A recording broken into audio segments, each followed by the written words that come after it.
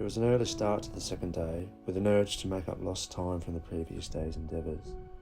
We had walked aimlessly around the town centre like caged chooks. Transportation options to the trailhead limited to a single afternoon departure. Broken Spanish taken advantage of with premium prices, though perhaps it was worth the season's silence of the Huayhuash. Oversized backpacks limiting any success of hitching a ride, leaving us no choice but to begin our hike from the town of Yamik. The weather beginning to close in, frantically pitching the tent next to the Medora before an afternoon downfall. At my first rookie hero in Spanish. I thought I ordered mashed potato, but it turns out I just got chicken seasoning. What a waste. The sheer weight of supplies for the week back-breaking on a fatigued body. Vast vistas of majestic mountains and mirror lakes a distraction from the pain. Greeted by a furball at the Medora, just as eager for the remnants as like breakfast this morning.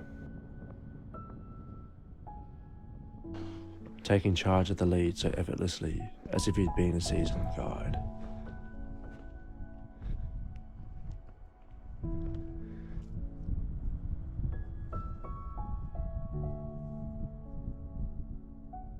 Dwelling on numerous names, we settle for Poppins. This is day 3.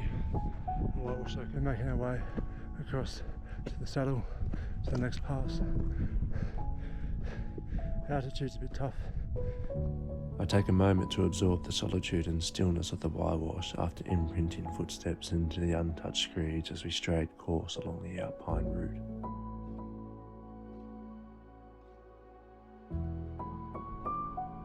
Respect for any high altitude adventure amplified as my heart thumps uncontrollably. It was only a few weeks ago I found myself climbing the highest peaks in the Alps. Perhaps I was too optimistic with my adaptation for the trek as I gasped the thin air. We misjudged the miles to cover along the trail today, and before we knew it, the afternoon clouds loom in a familiar form, hoping the shower subsides. I keep a safe distance from the altitude cows, eager to charge at the sight of Poppins before a rush of tranquility takes hold as I glance at the glacier below.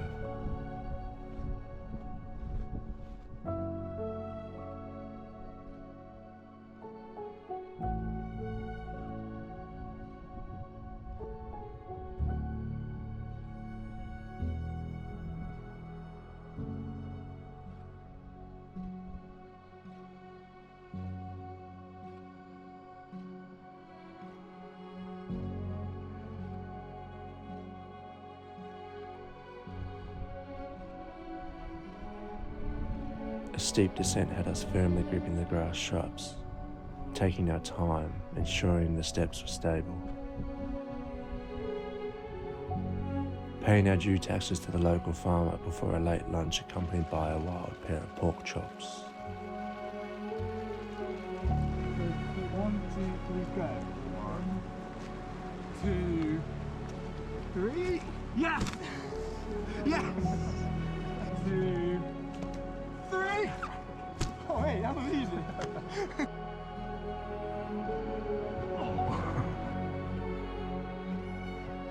Easy.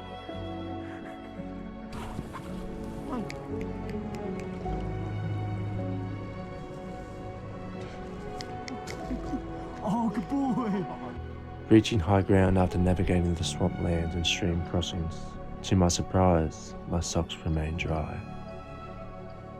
Subjecting the body for a final ascent, I overlooked the falling cascade from the melting glacier tops before the last rays retract behind the peaks above.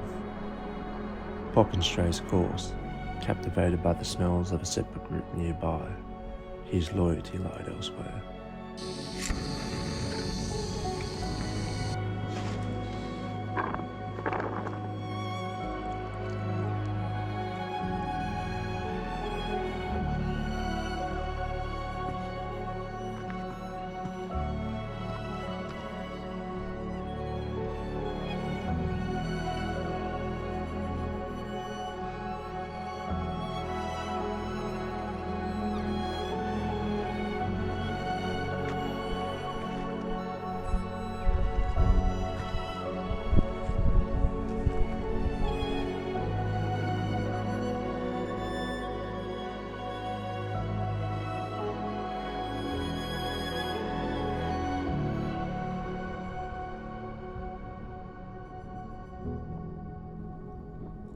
I'm often asked if I get lonely on trail, constantly trying my best to accelerate time by occupying the mind, brewing ideas of the next adventure or piece of creativity.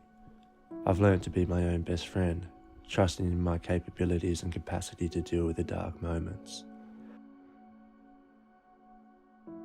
Though it's days like today, even I question how I signed up for these situations. Continually subjecting yourself to fatigue, gathering the grit to persevere through the struggles. Motivation shrouded by the dull and flat terrains as I descend the highs and scenic views.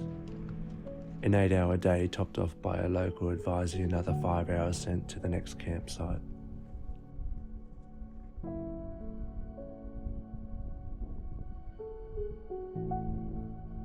We're just about to finish climbing the second pass for today. First one being 4800, this one being 4900. Absolutely knackered, lungs are burning, legs are throbbing, but we're getting there. Absolutely slog of a day. How are you feeling, Matt? I'm about the same.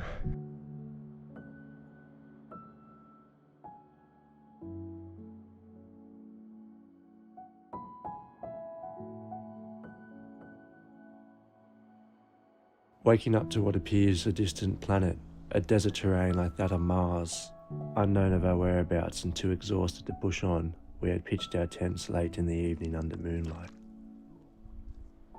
Trying to refresh and rinse my salty sweat free, I regretfully plunged into the ice-cold lagoon.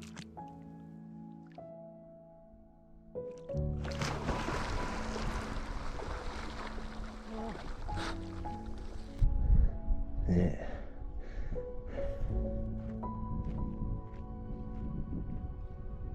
I attempt to accelerate time, counting my steps, one after another, though it isn't long before the urge to stop and catch my breath as my lungs shout in protest.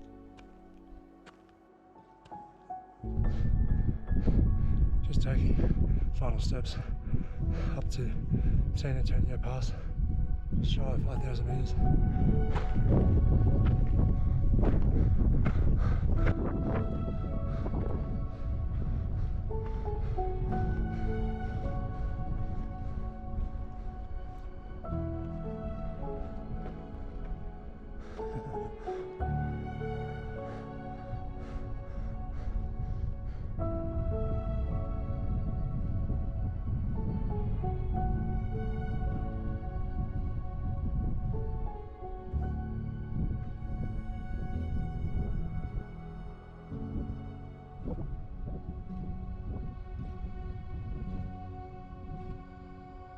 In the footsteps of Joe Simpson and Simon Yates, the solitude and silence of the Huayhuash hits home. We spend a considerable amount of time scaling the peaks of San Antonio Pass before the weather noticeably changes.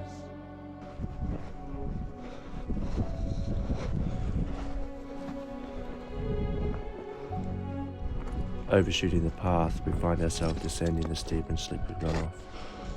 Too far down and fatigued to turn back, we persevere, hoping for no hidden surprises or sheer drop-offs like the one directly in front of our vision on the opposite side of the valley. Holy shit. That was sketchy, eh? So, as you can probably hear, we just hit a storm.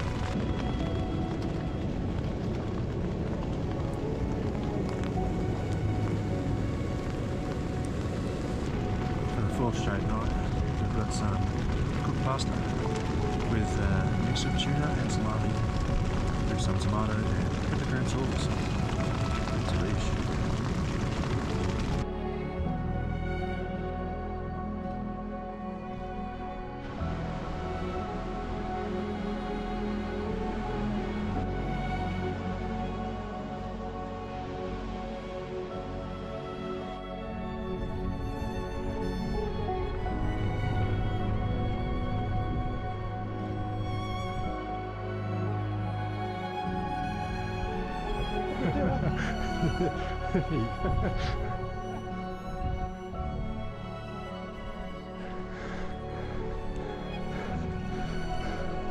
Not sure how I caught the short straw for this, but anyway.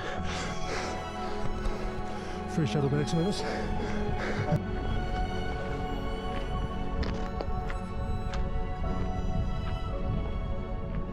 Decided to push here to the next camp. Probably a bit of a snowstorm at the moment, but not too bad. Hopefully it'll set up soon.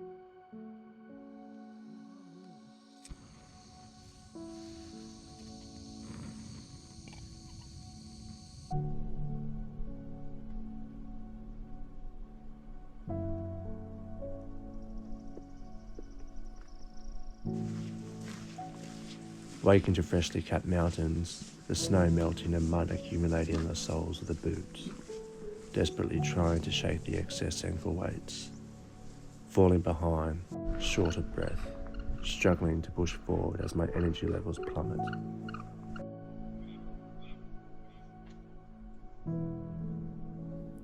I reminisce my initial planning of the trek on the first trip to South America several years ago. Hesitation taking the upper hand at the time, too timid by the logistics and lack of experience to embark on the Huayhuash alone. Yet, here I was taking the last steps of the final uphill battle.